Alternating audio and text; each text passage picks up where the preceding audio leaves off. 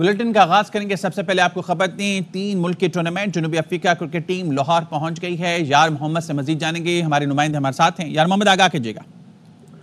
بالکل خالد, 3 ملکی one day cricket tournament کے لیے جنوبی افریقہ کی ٹیم اب سے کچھ دیر قبل لاہور ایئرپورٹ پہنچ چکی ہے اور براستہ دبئی ٹیم لاہور ایئرپورٹ پر پہنچی ہے اور اس کے بعد پی سی بی ذرائع کے مطابق ٹیم کو ہوٹل پہنچا دیا گیا ہے, نجی ہوٹل, جہاں پہ سخت سیکورٹی کے انتظامات کیے گئے ہیں.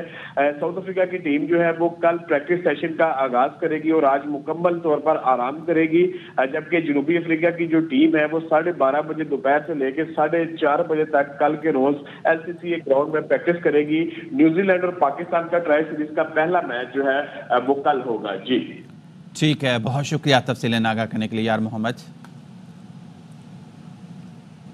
اور اب بات کریں گے شمالی وزیرستان میں سیکیورٹی فورسز کی کارروائی, 12 خارجی مارے گئے. آئی ایس پی آر نے بتایا شمالی وزیرستان کے علاقے حسن خیل میں فورسز نے انٹیلیجنس بیس آپریشن کیا. 5 اور 6 فروری کو دہشت گردوں کی موجودگی کی اطلاع پر کارروائی کی گئی. بہادری سے لڑتے ہوئے لانس نائک محمد ابراہیم شہید ہو گئے. 34 سالہ لانس نائک ابراہیم شہید کا تعلق ہنگو سے تھا. مقابلے میں مارے گئے خارجیوں سے ہتھیار, گولہ بارود برآمد ہوا. ہلاک دہشت گرد فورسز پر حملوں اور شہریوں کی ٹارگٹ کلنگ میں بھی ملوث تھے.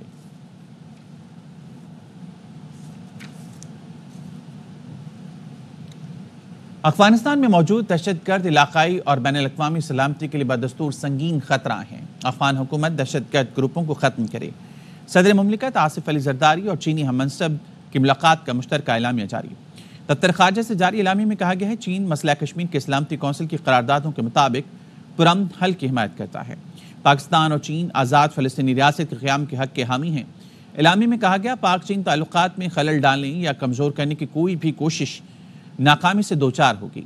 دونوں ملکوں نے سی پیک کا اپ گریڈ ورژن تیار کرنے اور بیلٹ اینڈ روڈ تعاون کے 8 بڑے منصوبوں پر عمل درآمد کو فروغ دینے پر اتفاق کیا.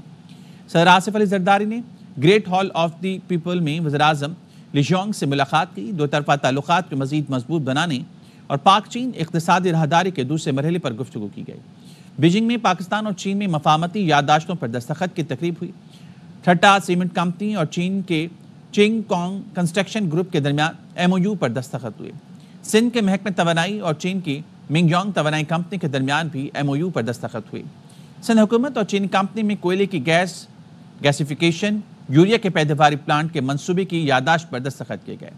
صدر آصف علی زرداری چین کے صوبے ہیلونگ جیونگ کے شہر ہاربن پہنچ گئے. ہیلونگ جیونگ کی عوامی سیاسی مشاورتی کانفرنس کے چیئرمین لان شاومین نے استقبال کیا. صدر مملکت آصف زرداری نویں ونٹر ایشین گیمز کی افتتاحی تقریب میں شرکت کریں گے. سربراہان مملکت کے اعزاز میں ظہرانے میں بھی شرکت کریں گے.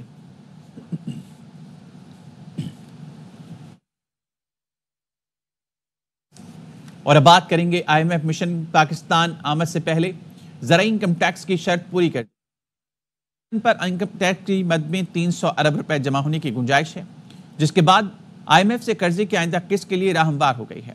زرعی آمدن پر ستمبر 2025 کا انکم ٹیکس گوشوارہ لاگو ہوگا. حکومت نے آئی ایم ایف کو زرعی انکم ٹیکس قانون کا بتا دیا.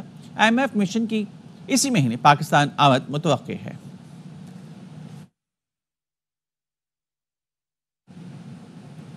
امریکی صدر ڈونلڈ ٹرمپ کا بین الاقوامی فوجداری عدالت پر پابندیوں کا فیصلہ.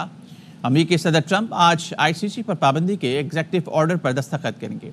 آئی سی سی پر پابندی اسرائیل اور امریکہ کے خلاف عدالتی فیصلوں پر لگائی جائے گی.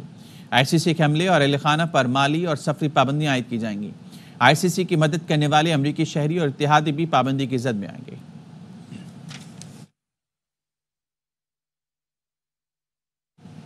پاکستان نے غزہ پر امریکی صدر کا بیان مسترد کر دیا. ترجمان دفتر خارجہ نے کہا فلسطینی سرزمین فلسطینی عوام کی ہے. غزہ کے لوگوں کو بے گھر کرنے کی تجویز پریشان کن اور غیر منصفانہ ہے. 2 ریاستی حل ہی واحد قابل عمل اور منصفانہ آپشن ہے. پاکستان فلسطینی عوام کی حق خود ارادیت کی جدوجہد کے ساتھ ہے. پاکستان خود مختار فلسطینی ریاست کے قیام کے لیے کھڑا رہے گا. فلسطینیوں کو ان کی سرزمین سے بے گھر کرنے کی کوشش بین الاقوامی قانون کے صریحاً خلاف ورزی ہوگی. ایسی کوشش پورے خطے کے امن اور سلامتی کو نقصان پہنچائے گی.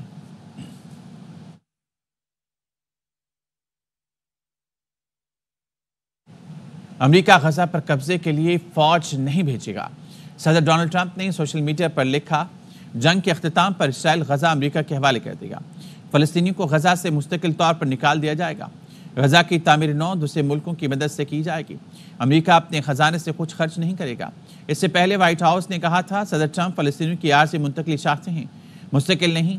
ٹرمپ نے وائٹ ہاؤس کے بیان کی تردید کر دی۔ امریکی صدر نے بدھ کو اسرائیلی وزیراعظم کے ساتھ کانفرنس میں کہا تھا امریکہ غزہ کا کنٹرول سنبھالے گا۔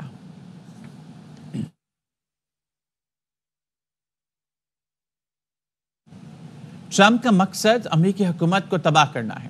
ماہر بین الاقوامی امور ڈاکٹر عادل نجم نے کہا ٹرمپ اپنے دوستوں کا بھی دوست نہیں۔ ٹرمپ کی نتنیاہو کے بعد اگلی ملاقات مودی سے ہوگی۔ غزہ سے متعلق بیان نے سعودی عرب کو بھی غصہ دلا دیا ہے۔ سعودی عرب کو غصے میں رات 4 بجے رد عمل دینا پڑا۔ چیز کو ہاتھ لگاتے ہیں، اس کو تہس نہس کرنے کی بات کرتے ہیں۔ یہ ایسا دوست ہے کہ اگر دوست بھی ہو تو دوست نہیں ہے۔ ہم نے خود ہی اس پہ تبصرے کیے، ہم نے خود ہی اس پہ پروگرام کیے، اب خود ہی میرے خیال میں آگے چلے جائیں۔ ہم چمپ چینج بھی نہیں ہے اس وقت۔ ان کا جو مشن ہے وہ ہے امریکہ کی گورنمنٹ کو تباہ کرنا۔ دنیا کے موسٹ ڈینجرس شخص ساتھ بیٹھ کے جب وہ پریس سے بات کر رہے تھے، one of them convicted by the international criminal کو، تو ہمیشہ یہ کہتے تھے، وہ کہتے تھے میں فائنل سولوشن لے آؤں گا۔ آ گیا فائنل سولوشن، نہ رہے گا فلسطینی اور نہ رہے گا فلسطین کا مسئلہ۔ انہوں نے سعودی عربیہ کو بھی اتنا غصے میں کر دیا ہے کہ 4 بجے رات کے ان کے وقت پہ جو ہے وہ ایک سٹیٹمنٹ دیتے ہیں۔ اب اگلی جو باری ہے نیتنیاہو کے بعد وہ مودی کی۔ غزہ کسی کی ملکیت نہیں جو خریدی یا بیچی جا سکے۔ حماس کا امریکی صدر کے بیان پر رد عمل۔ ہنگامی عرب اسلامی کانفرنس بلانے کا مطالبہ کر دیا۔ ترجمان نے کہا عرب اور مسلم لیڈرز دنیا کو دو ٹوک پیغام دے کہ فلسطینیوں کے مقصد کے ساتھ ہیں۔ وزیر دفاع خواجہ آصف کہتے ہیں ماضی میں پیپلز پارٹی، نون لیگ اور دیگر جماعتوں کے اقتدار سے علیحدگی ہوئی، پارٹی قیادت جائز یا ناجائز قید ہوئی۔ 70 سالہ تاریخ میں کسی لیڈر یا جماعت نے ملک کی اساس کو نشانہ نہیں بنایا۔ وزیر دفاع نے social media platform X پر پیغام میں کہا کسی نے دفاع کے نشان یا تنصیبات کو نشانہ نہیں بنایا، شہداء کی توہین نہ کی۔ یہ قومی شناخت کے نشان مشترک اثاثے ہیں۔ بانی پی ٹی آئی بدترین حکمرانی کے بعد عدم اعتماد کی تحریک سے فارغ کیے گئے۔ پی ٹی آئی نے 9 مئی پر زہریلی تحریک شروع کی جو آج بھی جاری ہے۔ خیبر پختونخوا سے اسلام آباد پر مسلح حملے جاری ہیں۔ سمندر پار پاکستانی کے ذریعے افراد، ادارے ٹارگٹ کرائے، اپنی ساکھ کے چھیترے اڑائے۔ اس سب کے بعد ایکوموڈیشن کی امید رکھ رہے ہیں۔ یہ سب کرنے کے بعد مذاکرات کرنا بلکہ کہنا ہمارے 99% مطالبے منظور ہو گئے۔ میری ناچیز رائے میں احمقوں کی جنت میں کوئی رہنا چاہے تو اس کو کیا اعتراض ہوگا؟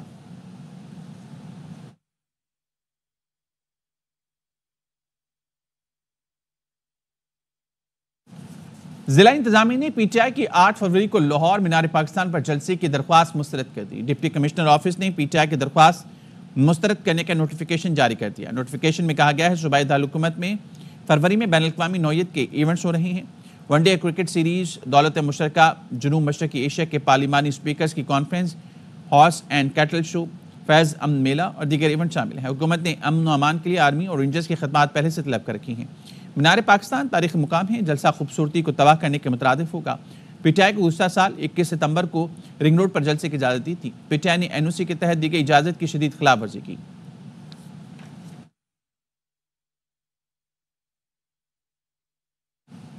P T I Khyber Pakhtunkhwa کے صدر جنید اکبر کا پروگرام خبر میں بڑا انکشاف، کہتے ہیں الیکشن 2024 کے لیے کوئی نام بانی پی ٹی آئی نے فائل نہیں کیا۔ اتفاق تھے شاہرام دوسرے ان کے ذاتی فیصلے تھے کہ صوبائی الیکشن ہم نے نہیں لڑنا۔ ہمیں یہ بھی بتایا گیا تھا کہ یہ نام جو ہے خان صاحب نے فائنل کیے، تو اسی دن میں کہتا تھا کہ خان صاحب کے لیے تو پاسبل نہیں کہ 1060 بندے کس طرح وہ فائنل کرتے اکیلے۔ تو یہ بات میں نے جا کے خان صاحب سے بھی کی کہ خان صاحب یہاں پر جو آپ کے پاس لسٹ ہے، خان صاحب نے مجھے کہا کہ میرے پاس تو کوئی لسٹ آیا ہی نہیں۔ میں تو ان لوگوں کو کہتا ہوں کہ بھائی جان وہ لسٹ لے کے آئے کہ کس کو کس نے ریکمنڈ کیا۔ عمر ایوب صاحب میرے ساتھ تھے، اس میں میرا حامد صاحبزادہ صاحب تھے، حامد رضا صاحب تھے، اس ٹائم علامہ صاحب بیٹھے تھے جب خان نے یہی بات کی کہ میرے پاس تو کوئی لسٹ آیا ہی نہیں۔ مجھے تو یہ بھی پتہ نہیں کہ کون ایم این اے بنا ہے، کوئی ایم پی، جو خان صاحب نے مجھے یہ بتائی۔ اب پتہ نہیں کہ یہ فیصلے کس کے ہوئے، کس طرح لسٹ آئی، کس طرح فائنل ہوگی۔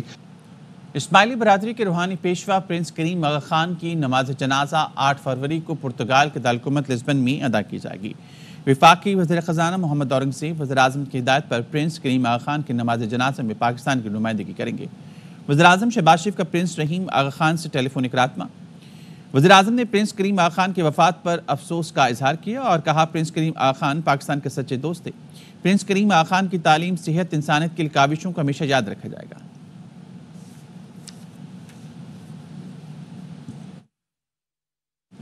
بنگلہ دیش میں شہریوں نے شیخ مجیب کا گھر پہلے جلایا، پھر زمین بوس کر دیا۔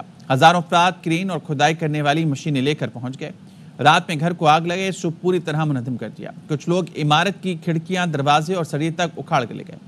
شیخ حسینہ نے بنگلہ دیش میں اپنے حامیوں کو اکسانے کی کوشش کی تھی۔ سوشل میڈیا پر ان کی تقریر شروع ہوتے ہی مخالفین بھڑک اٹھے۔ حیدرآباد میں گزشتہ 3 روز سے جاری پولیس اور وکلا کے درمیان تنازع شدت اختیار کر گیا۔ وکلا نے حیدرآباد بائی پاس پر دھرنا دے کر قومی شاہراہ بلاک کر دی۔ وکلا نے کہا ایس ایس پی حیدرآباد فاروق کا تبادلہ ہوگا تو ہی دھرنا ختم کریں گے۔ وکلا کے دھرنے کے باعث قومی شاہراہ پر گاڑیوں کی قطاریں لگیں اور سینکڑوں مسافر پریشان ہیں۔ حیدرآباد کے انتظامیہ کی جانب سے مسافروں کی مشکلات ختم کرنے کے کسی قسم کے اقدامات نہیں کیے گئے۔ مسافروں نے انتظامیہ سے ٹریفک کی روانی کو فوری طور پر بحال کرانے کا مطالبہ کیا۔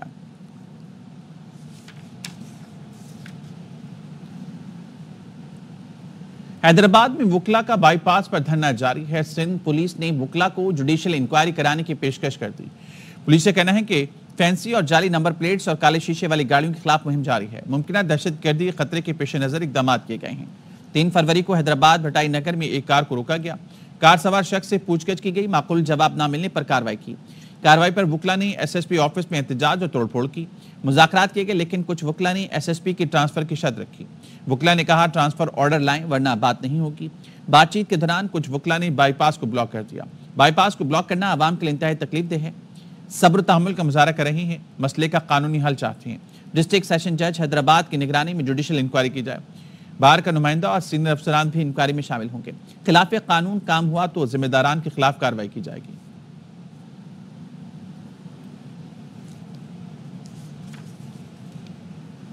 کراچی میں پانی کی لائن بچھانے پر لڑائی، گولیاں چل گئیں، 2 افراد جاں بحق 3 زخمی ہو گئے۔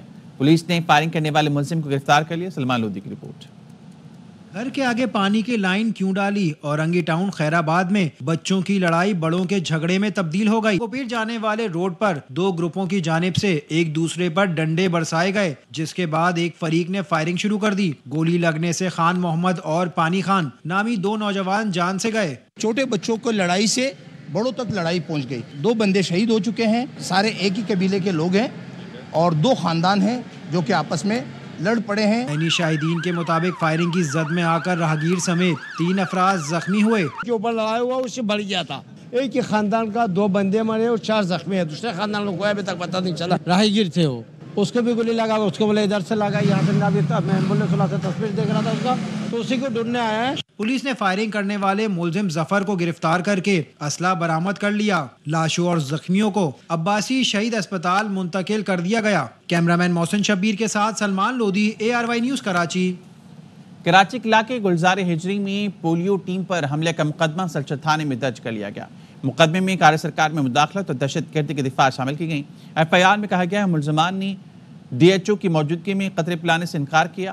پولیو کے قطرے سے متعلق سمجھانے پر ملزمان نے ورکرز پر تشدد کیا۔ حملے میں ملوث 21 ملزمان کو گرفتار کر لیا گیا، دیگر کی تلاش جاری ہے۔ سندھ حکومت کا پیٹرول اور ڈیزل کی کم مقدار دینے والے پمپس کے خلاف ایکشن۔ وزیر اعلیٰ سندھ کے معاون خصوصی عثمان ہنگورو کے پیٹرول پمپس پر چھاپے۔ افسران کے ہمراہ مختلف علاقوں میں 12 پیٹرول پمپس پر چھاپے مارے گئے۔ مہران ٹاؤن میں کم مقدار میں پیٹرول دینے پر PSO پمپ سیل کر دیا گیا۔ صدر، ارام باغ، civil lines, گزی، defence, Korangi industrial area میں بھی پیٹرول پمپ چیک کیے گئے۔ شاہین کمپلیکس پر کم مقدار دینے پر PSO کے 2 ڈسپینسرز کو سیل کر دیا گیا۔ شارع فیصل پر قائم PSO پیٹرول پمپ پر بھی کم مقدار دینے والوں میں شامل ہیں۔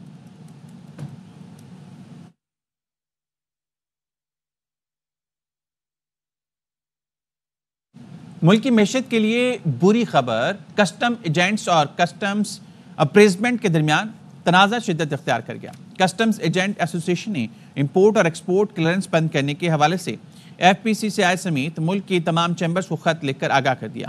خط کے مطابق تمام ایسوسی ایشنز اپنے ایکسپورٹ اور امپورٹ کی کلیئرنگ کا کام خود کر لیں۔ 15 دن بعد کسٹم ایجنٹس ایکسپورٹ اور امپورٹ کا کام بند کر دیں گے۔ کسٹم حکام نے ہمارے 45 ایجنٹس کے لائسنس غیر قانونی طور پر معطل کیے ہیں۔ کسٹم ایجنٹس کی معطلی بعض کسٹم اپریزنگ افسران کی جانب سے اقدامات پر مبنی ہے۔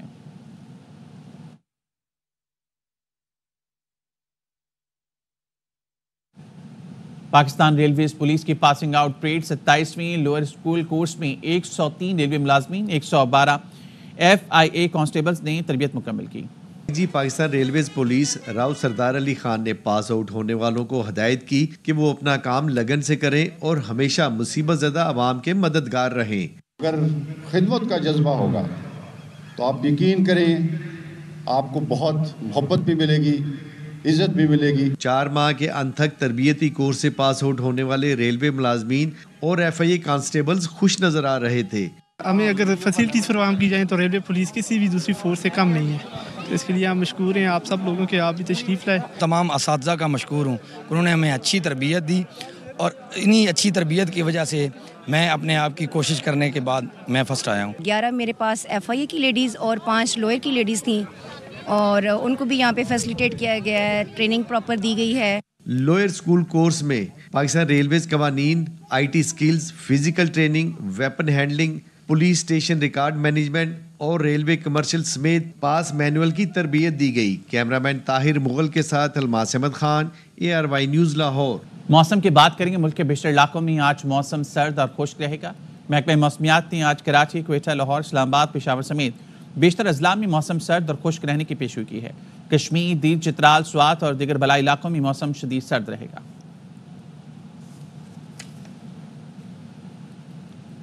حاضر ہوں گے ہیڈ لائنز کے ساتھ۔